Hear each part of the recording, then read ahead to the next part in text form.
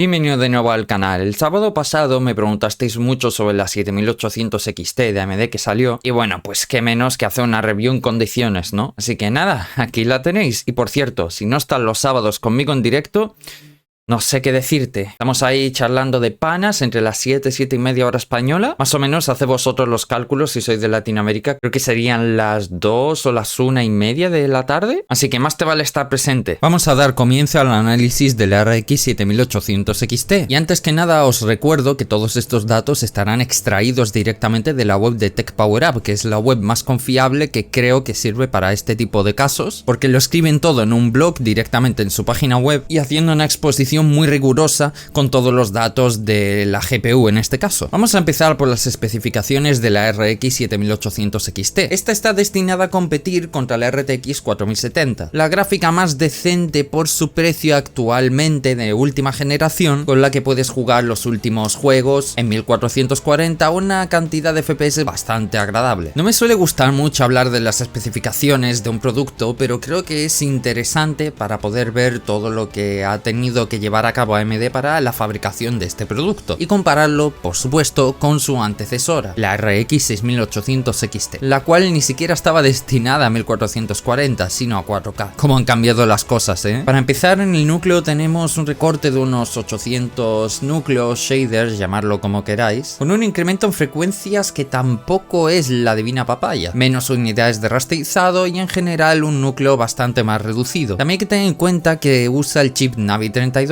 que es de hecho el mismo que usa la 7700 XT, a diferencia de la 6800 XT que llevaba en sus entrañas el chip tope de gama, el mismo que lleva la 6900 XT o la 6950 XT, con algún recorte en los núcleos. Esto a mí me hizo saltar un poco las alarmas, pero como estamos hablando de arquitecturas diferentes y sobre todo esta en concreto, la RX 7000, que se basa en configuración MCM, es decir, configuración tipo chiplet, igual que los Ryzen de últimas generaciones. La configuración memoria es idéntica a la de la 6800 XT, con la salvedad de que le mejoran bastante, unos 425 MHz, la velocidad de las memorias. Esto beneficia sobre todo en la recepción y la emisión de datos, lo que nos deja con un ancho de banda de 620 GB por segundo frente a los 512 de la 6800 XT, portando, eso sí, 16 GB de memoria, que considero que es bastante adecuado para una gráfica de gama alta. Una de las cosas que me llamó realmente la atención fue el TGP o el TBP, que es el Total Board Power, que es diferente del TDP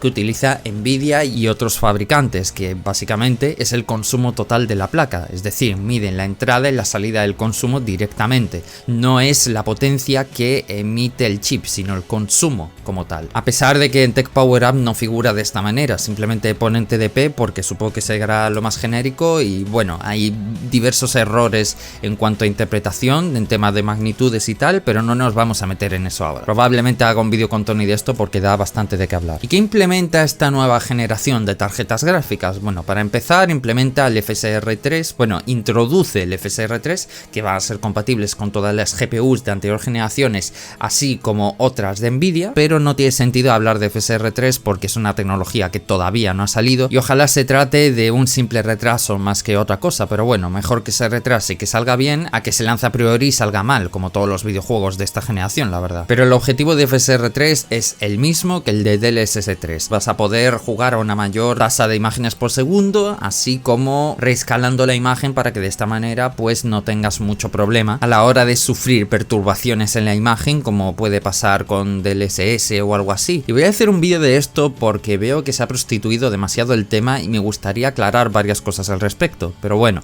como ya digo, será en otro vídeo. También viene acompañado de una especie de técnica que es básicamente la tecnología HyperRX o HyperRX o como se llame. Lo que hace simplemente es activarte desde los drivers de AMD por si a algún manitas le da pereza o tiene miedo de entrar a los drivers de AMD, todas las tecnologías y técnicas que pueden beneficiar la experiencia del usuario. En otras palabras, es básicamente un botoncito que vas a tener en tus drivers de AMD al que le das y se activan por defecto Radeon Boost, Radeon Anti-Lag Plus, que es un anti-lag pero que está algo mejor mejoradillo, y Radeon Super Resolution. Todo esto, como ya he dicho, está integrado dentro de la suite Adrenalin de AMD. Me parece bastante acertado, pero no es ninguna revolución, simplemente te activa cosas en los drivers de AMD que te mejoran la experiencia de usuario y que creo que como usuario de AMD todo el mundo debe saber. De hecho, aquí os dejo una tarjetita donde te explico cómo funcionan los drivers de AMD y de qué forma te benefician esas tecnologías que incluye, así como una explicación bastante detallada de toda la suite en general. De todas formas, te voy a explicar un poquito así por encima estas tecnologías que activan. Radeon Boost no es más que una tecnología que, junto a Radeon Anti-Lag, porque se activan las dos por defecto, te reduce la resolución en función de cuánto muevas la cámara. Esto en shooters te viene genial porque de esta manera puedes tener un pico de FPS súper alto en el momento en el que tengas alguna acción reflejo y te pueda beneficiar bastante. Es algo un poquito chapucero, pero la verdad es que da bastante el pego, como ya dije en este vídeo que os acabo de comentar. No tiene ningún tipo de latencia y la verdad es que actúa muy rápido, ni siquiera te das cuenta. Radeon Anti-Lag es una tecnología que se parece bastante al Reflex de Nvidia, pero no llegaba a ese punto tan intenso en el que reducían drásticamente toda la latencia que podía generarse debido al ray tracing y este tipo de cosas que, bueno, que ya sabemos que a nadie le interesa porque a día de hoy te sigue quitando muchísimo rendimiento y en los juegos donde no te quita rendimiento apenas se nota la diferencia. Sinceramente estoy bastante cansado de pelearme con la gente en los comentarios, pero la verdad es que lo sigo creyendo. Y el Radeon Super Resolution es una tecnología de reescalado que puedes utilizar directamente en los drivers con cualquier juego.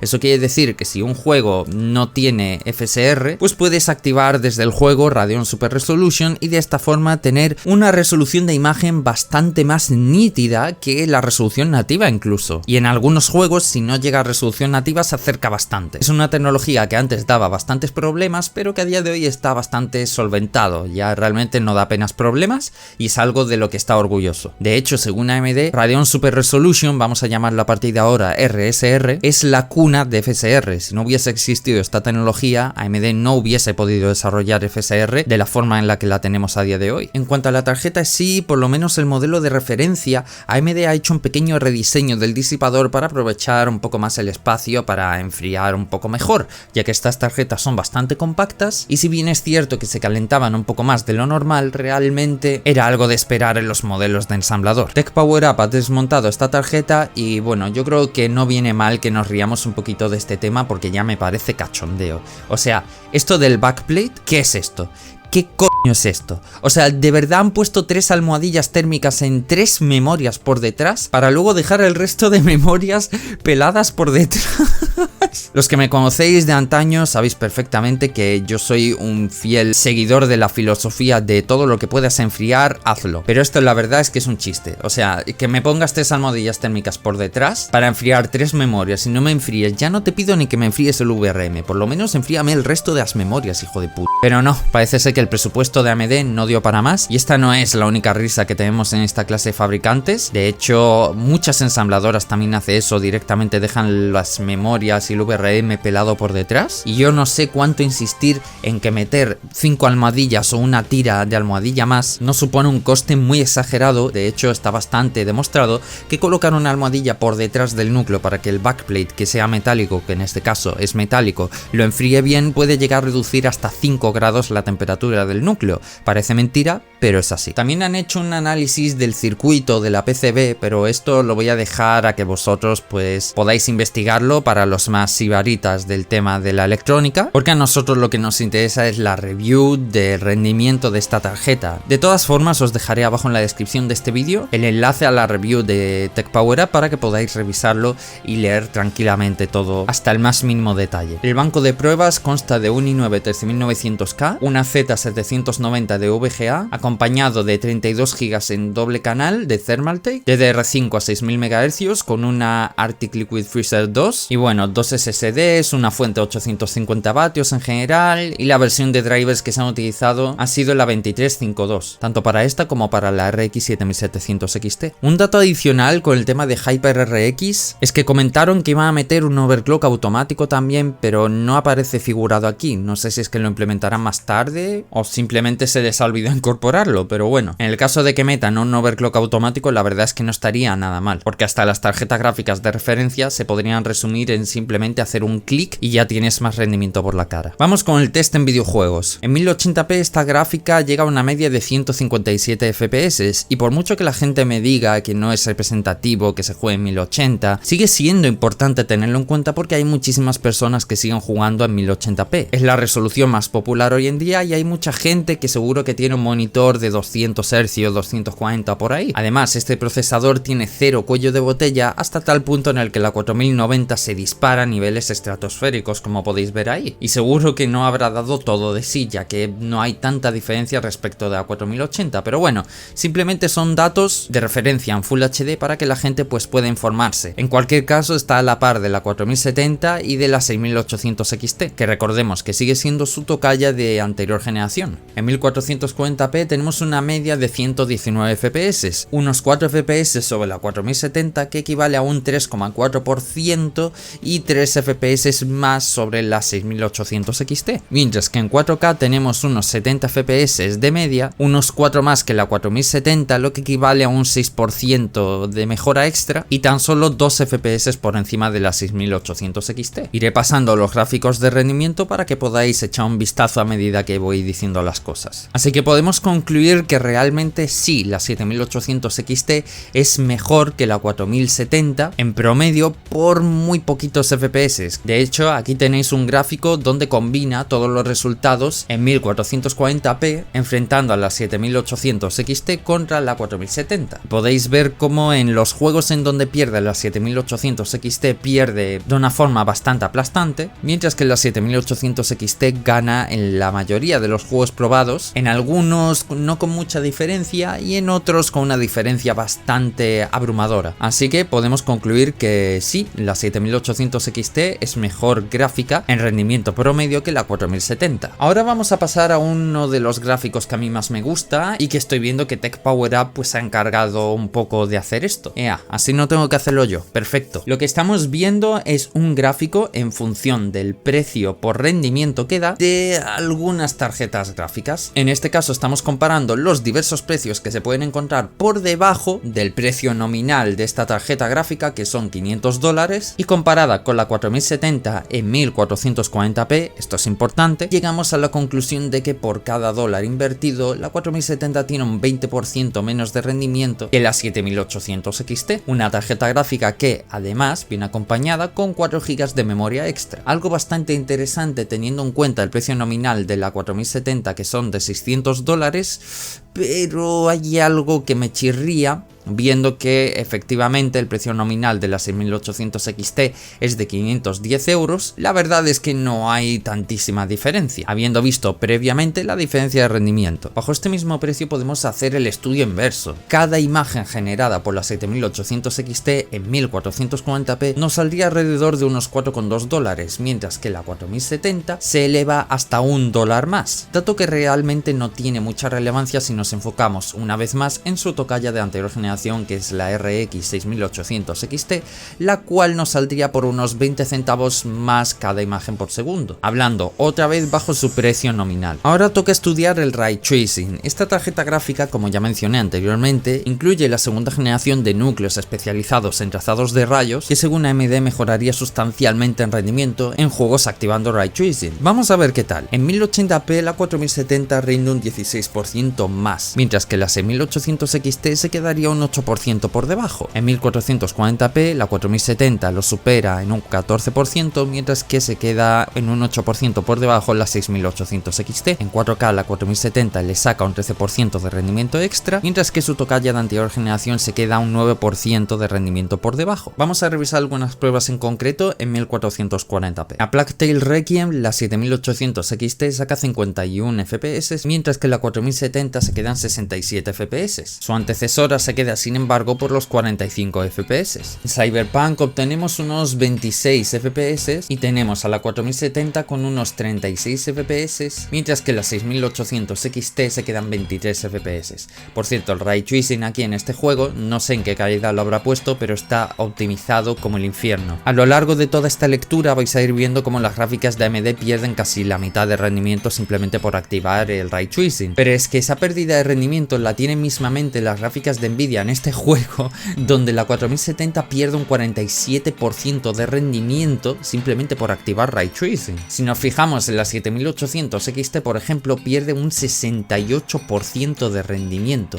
Pierde más de la mitad de rendimiento por solo activar una opción. Tampoco nos dice en qué calidad la activa, pero me imagino que es la calidad máxima. Lo que habíamos visto antes en A Plague Tale Requiem no ocurre aquí, que es básicamente que las gráficas de AMD perdían entre un 40 y un 50% de rendimiento. Aquí fijaos que llega hasta casi un 70% de rendimiento perdido. Y ya ni hablemos de las RTX 2000, porque se quedan para el arrastre. Es una pena cómo han envejecido esas tarjetas gráficas. No tengáis en cuenta este tipo de benchmarks, ya sabéis que yo soy una persona que condena por completo el Ray Tracing en estos momentos. Si vas a jugar, no te enfoques en el Ray Tracing, enfócate en tener la tarjeta gráfica más potente que puedas comprar, siendo AMD o Nvidia. Y no hace falta que actives el Ray Tracing porque o es una muy mala implementación o no se nota absolutamente nada. Doom Eternal muestra una cara completamente diferente. Como veis aquí, la 7800 XT muestra unos 170 FPS perdiendo menos de un 40%, mientras que la 4070, perdiendo un 26% de rendimiento, se quedan 196 FPS. Como veis, estamos hablando del día y la noche, o sea, lo de Cyberpunk era una absoluta locura,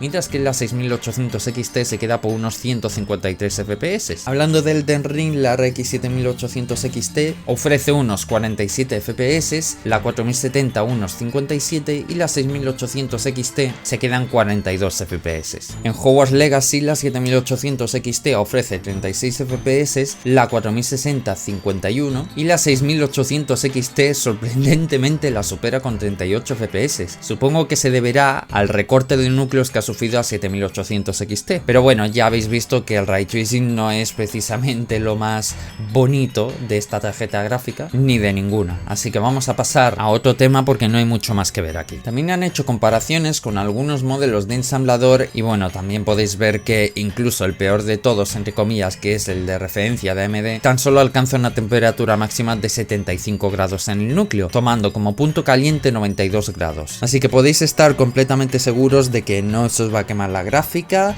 ni vais a tener problemas, ni va a hacer mucho ruido, porque todos más o menos andan por debajo de los 30 decibelios. Y a unas malas puedes coger y tunear un poquito la gráfica tal y como te muestro en el vídeo que aparece en la tarjeta arriba a la derecha. En ese vídeo te enseñaré a cómo tunear tu gráfica y cómo dejarla fina, ya no para solventar algún problema de temperatura, sino para reducirle incluso el ruido y el consumo, que es lo más importante. Y hablando del consumo, unos 250 vatios en gaming consumen la 7800 XT contra los 200 vatios de la 4070. Se podría decir que ha hecho una mejora en el consumo en gaming respecto a 6800 XT, pero la verdad es que me parece bastante injusto que, habiéndole eliminado casi un 25% de los núcleos que tenía la generación anterior, no haya reducido más de 50 vatios en gaming. Lo que sí hay que tener en cuenta son algunos picos de consumo que pueda tener en momentos muy puntuales para que no se te apague el PC si no tienes una fuente que dé la talla. Resulta de que la 7800 XT pega picotazos de unos 320-310 vatios más o menos, a diferencia de los 235 vatios de la 4070,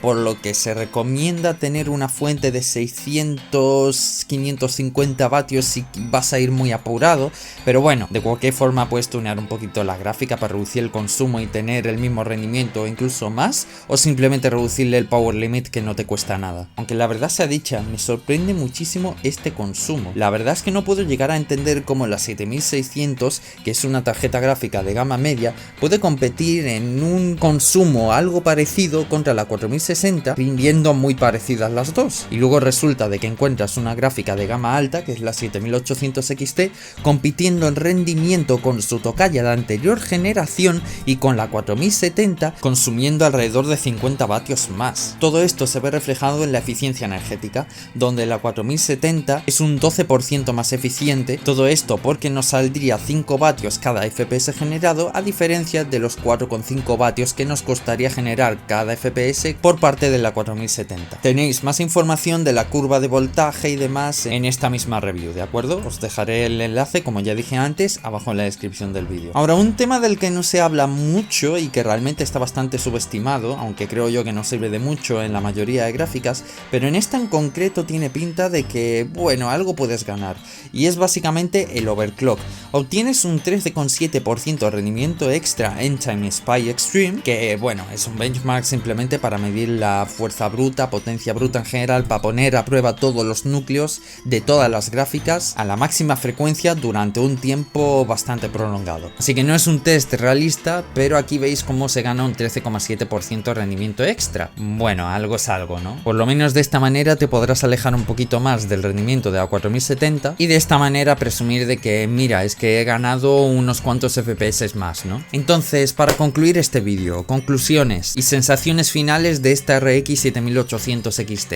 Yo la catalogo dentro de lo que yo llamo gráficas descafeinadas, porque realmente esta 7800 XT no aporta nada al mercado respecto de lo que ya tenemos. Sin ir más lejos, puedes tener en tu PC una 7800 XT y voy yo una noche y te cambio la gráfica por una 6800 XT, al igual que lo puedo hacer con una 4070 y no vas a notar diferencia alguna. Vas a tener la misma experiencia de juego con una gráfica que con otra, porque las diferencias son tan pequeñas que mientras no tengas en una esquinita diciéndote los FPS que tienes y la gráfica que tienes, no vas a notar nada. De todas formas, estas investigaciones para hacer este vídeo me han hecho replantear muy fuertemente el verdadero valor que tiene la 6800 XT. Vamos a decir que rinde muy parecido a una 4070 y en el mercado se encuentra ahora mismo entre unos 500 y 550 euros las más baratas. Supongo que por allá por Latinoamérica estará todo muchísimo más caro en el caso de AMD porque se cotiza muchísimo menos que Nvidia. Realmente muchos me lo habéis dicho y la verdad es que me habéis preguntado por qué y sinceramente no tengo ni la más mínima idea. No sé si es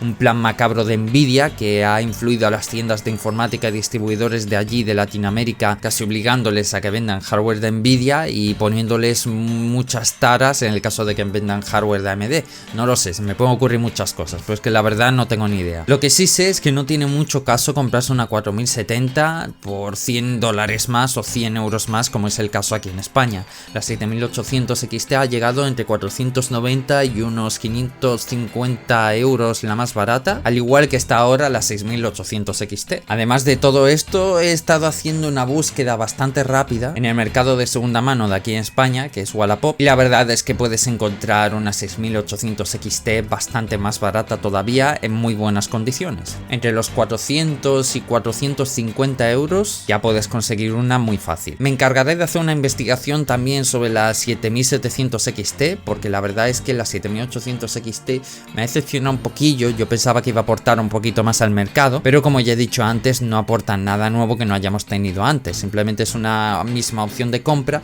y de tantos recortes que ha metido AMD, pues ha quedado con una gráfica con menos núcleos que la generación anterior, rindiendo lo mismo que la generación anterior y costando lo mismo que la generación anterior. Así que nada, caballeros, a falta de 3, pues tenemos dos modelos para elegir en el mismo rango de precio, con el mismo rendimiento y llamado de dos formas diferentes.